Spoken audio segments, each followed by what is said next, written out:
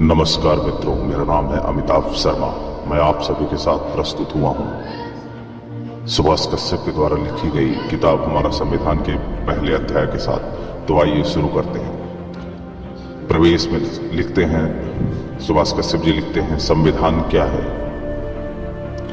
किसी देश का संविधान उसकी राजनीतिक व्यवस्था का वह बुनियादी साचा ढांचा निर्धारित करता है जिसके अंतर्गत उसकी जनता शासित होती है। यह राज्य की विधायिका, कार्यपालिका और न्यायपालिका जैसे प्रमुख अंगों की स्थापना करता है, उनकी शक्तियों की व्याख्या करता है, उनके दायित्वों का सीमांकन करता है और उनके पारस्परिक तथा जनता के साथ संबंधों का विनियमन करता है। लोकतंत्र में प्रभुसत्ता जनता में निहित होती है। आदर्शतया जनता ही स्वयं अपने ऊपर शासन करती है, किंतु प्रशासन की बढ़ती हुई जटिलताओं तथा राष्ट्ररूपी राज्यों के बढ़ते हुए आकार के कारण प्रत्यक्ष लोकतंत्र अब संभव नहीं रहा। आजकल के प्रातिनिधिक लोकतंत्रों में जनता इस बात का निर्णय करती है कि उस पर किस प्रकार से तथा किसके द्वारा शासन हो। जनता अपनी प्रभुसत्ता का सबसे पहला तथा सबसे बुनियादी अनुप्रयोग तब करती है जब वह अपने आप को एक ऐसा संविधान प्रदान करती है जिसमें उन बुनियादी नियमों की रूपरेखा दी जाती है जिनके अंतर्गत राज्य के विभिन्न अंगों को कतिपय शक्तियां अंतरित की जाती हैं और जिनका प्रयोग उनके द्वारा किया जाता है। एक पैराग्राफ खत्म। संघीय राज्य व्यवस्था में संविधान अन्य बातों के साथ साथ एक और परिसंघीय या संघ स्तर पर, दूसरी ओर राज्यों या इकाइयों के स्तर पर राज्यों के विभिन्न अंगों के बीच शक्तियों का निरूपण, परिसीमन और वितरण करता है। किसी देश के संविधान को इसकी ऐसी आधार विधि भी कहा जा सकता है जो उसकी राज्य व्यवस्था के मूल सिद्धांत को विहित करती है और जिसकी कसौटी पर राज्य की अन्य सभी विधियों तथा कार्यपालक कार्यों को उनकी विधि मान्यता तथा वैधता के लिए कसा जाता है। प्रत्येक संविधान उसके संस्थापकों तथा निर्माताओं के आदर्शों, सपनों तथा मूल्यों का दर्पण होता है। वह जनता की विशिष्ट सामाजिक, राजनीतिक और आर्थिक प्रकृति, आस्था एवं आकांक्षाओं पर आधारित होता है। संविधान को एक जड़ दस्तावेज मात्र मान लेना ठीक नहीं होगा, क्योंकि संविधान केवल वही नहीं है जो संविधान के मूल पाठ में लिखित है। संविधान सक्रिय संस्थानों का एक संजीव संघट्ट है। यह निरंतर पनपता रहता है, पल्लवित होता रहता है।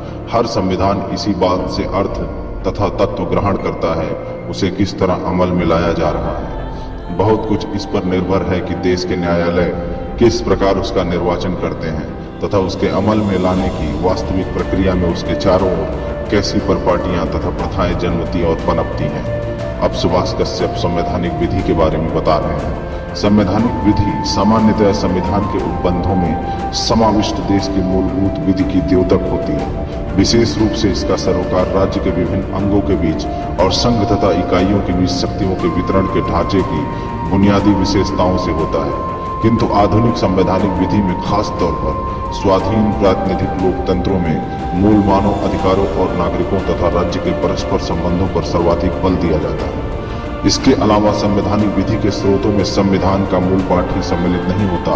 इसमें संवैधानिक निर्णय, जन्य विधि, परिपाटियां और कतिपय संवैधानिक उपबंधों के अंतर्गत बनाए गए कानून भी सम्मिलित होते हैं। सुभाष कश्यप बताते हैं, संविधानवाद क्या है?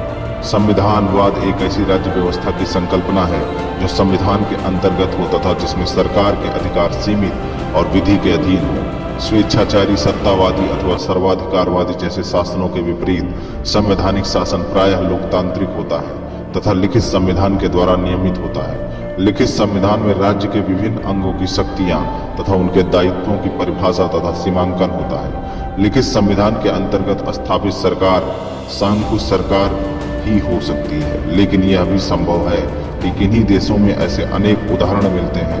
लिखित संविधान तो हो लेकिन लोकतांत्रिक व्यवस्था ना हो।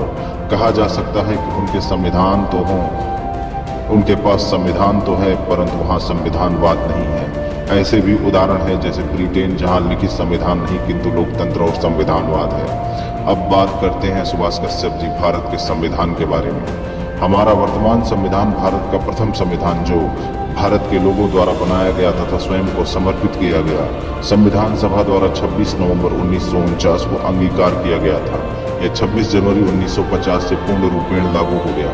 संविधान में 22 भाग, 395 अनुच्छेद और 8 अनुसूचियां थी। इस समय जो पाठ हमारे सामने है वह इसका समय समय पर संशोधित रूप है, जिसमें कुछ अनुच्छेद संशोधनों द्वारा निकाल दिए गए और कुछ के साथ क ख ग आदि करके नए अनुच्छेद जोड़ दिए गए।